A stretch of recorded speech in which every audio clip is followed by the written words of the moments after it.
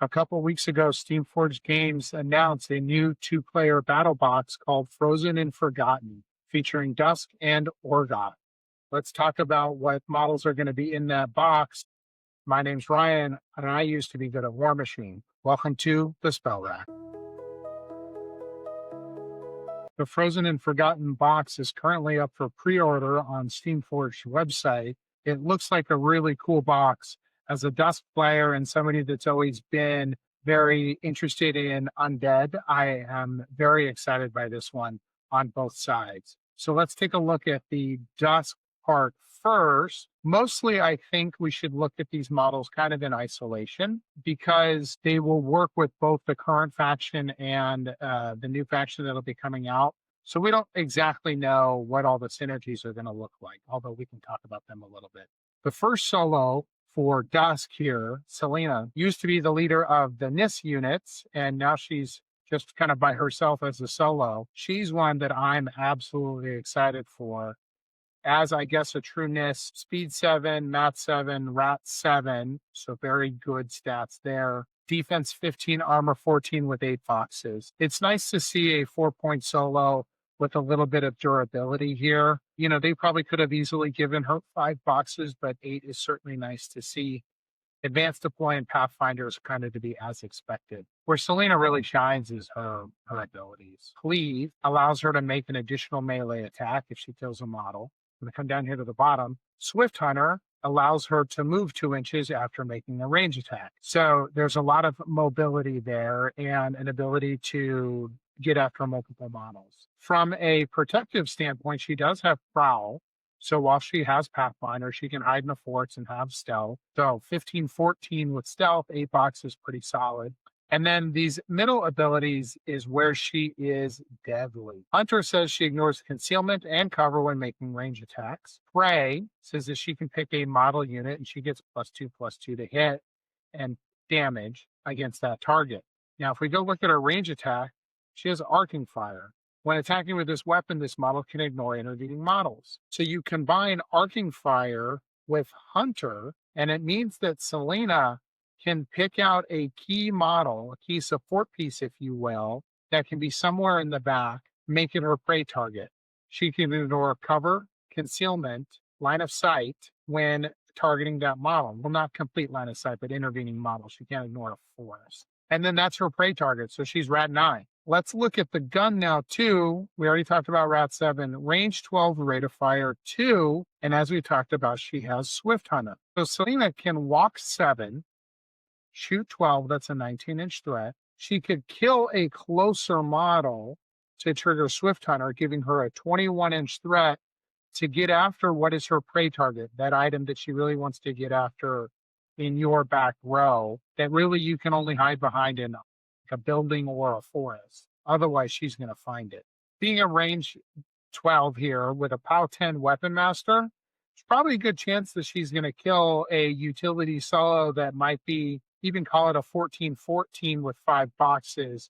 She's got a good chance to one-shot that model. On the other side with melee, she does have a range 2 POW 10 Weapon Master with Cleave. So she's going to be an incredible utility solo that can not hold down a flank entirely on her own, but is certainly a reach out and touch you kind of scary piece with some good counterpunch.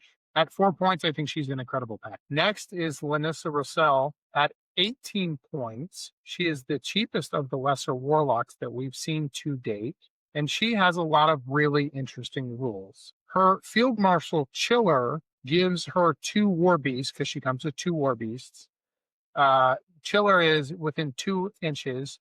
They get -2 defense for not only the heavies and maybe herself, but really your entire faction. Whether you're playing Dusk or the new stuff, getting +2 to hit, to defense, is pretty substantial. She herself has Prowl, so we're seeing a little bit of a theme here with the Nyss. She has Pathfinder. She has access to stealth. Here she has repossession, so great versatility. Defensive-wise, as a lesser warlock, she's a 16/14 with 10 hit points. That feels pretty standard. 12-inch control area, pretty solid. She is magic attack 7, mat 6. She's a little bit slower than her other Nyss brethren there, and not being speed 7. Her weapon, again, range 2, POW 11 weapon master, gives her a nice little punch. She doesn't have a range attack to speak of, so she's going to want to be a little bit more careful as a support piece or a counter punch piece. She does have blood boon, so she can cast a spell for free, which is really nice if she actually gets into combat. Her spell list is also quite interesting. Heart of Ice is really, really substantial. Target friendly faction model unit. It says non-construct, but model unit gains +2 armor. So in the case of, say, just regular Dusk, you can give the cats +2 armor with her little upkeep spell. Because they would be friendly faction. It doesn't say anything about her cohort. But being able to give out a +2 armor buff is fantastic. Snow Squall, very utility. Maybe it could help with, maybe Pathfinder or Flight on occasion. Usually not going to use that one a whole lot. Winter's Wrath, this gives her an AoE nuke that she can throw out. Range 8, POW 14, pretty solid. Unless she has an arc node, though, this isn't really anything you're going to use. For the most part, you're going to put Heart of Ice out. You're going to keep it as an upkeep. You could move up, shoot something at range 8 with Winter's Wrath, and then reposition 3 inches back. It just seems very dicey to do with your Warlock. Keep in mind, she's a lesser Warlock, so if she dies, you lose her Warbeast. And so really, you got to play really safe with it. So let's look at her heavies. They are identical. So we'll just review one and understand that both of them are the same here.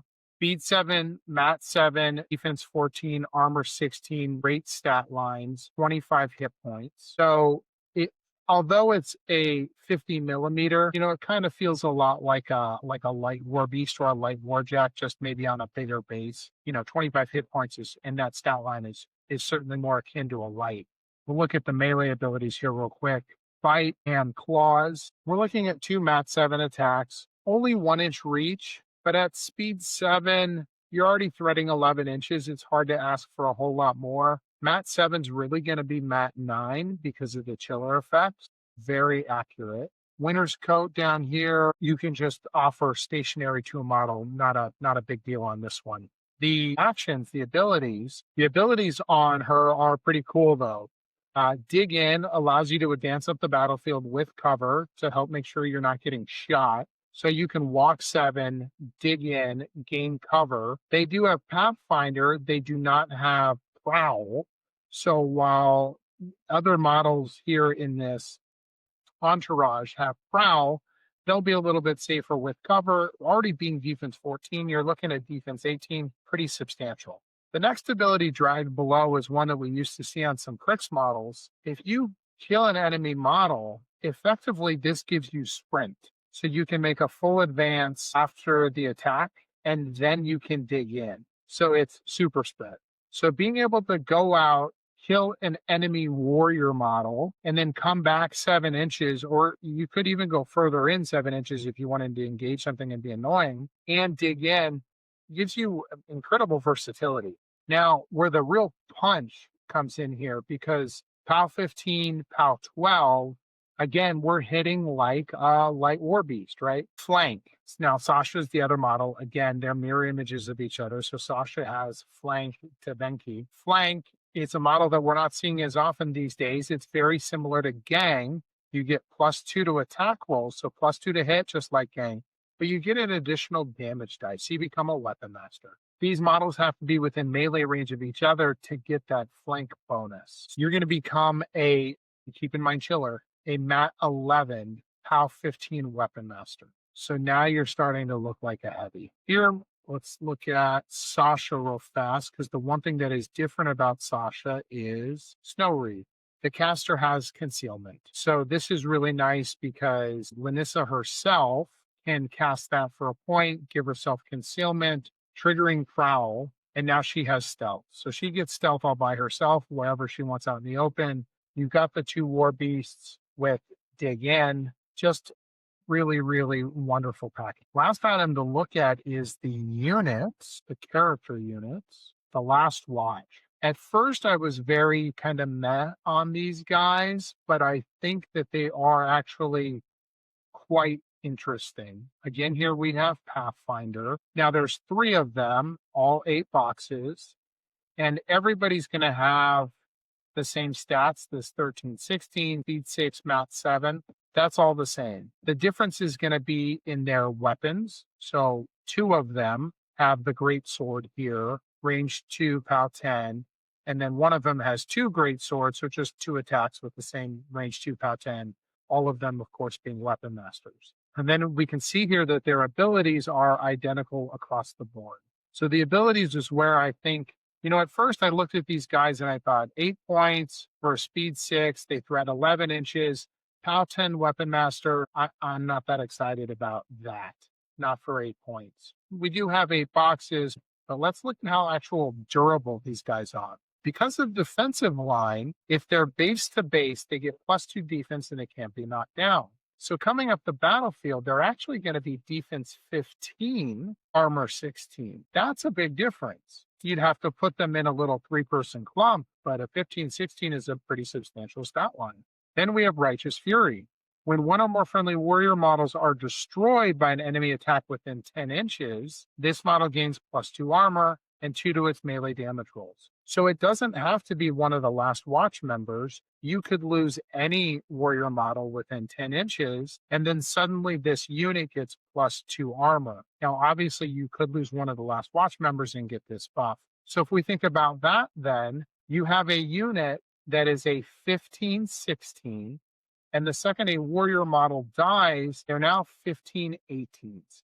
18s with 8 boxes, that's pretty darn durable. The other item here on Righteous Fury is you get +2 to your melee attack rolls. So now you've got 4 between all the attacks, POW 12 weapon masters. So now you can actually start to do some reasonable damage. The last item they have is Retaliatory Strike. If they're hit by a melee attack, then they can attack back once per turn. You've probably hitting somebody with a Math 7, POW 10 weapon master. Maybe Righteous Fury would have been triggered, maybe not. But for 8 points, the output on these guys is nothing substantial. It's reasonable for 8 points, but I don't think it's a big deal. But having a 15, 16 up to a 15, 18 stat line, it feels like something pretty durable that you could put out there. In summary, though, I really love the addition of these units. I think each of them are very cool. I will say Cylena is probably my favorite, just for her ability to plug and play her as a 4-point model in many different places. But it's a box set that I have pre-ordered and I'm really excited to get. And next time I'll get to the Orgoth house.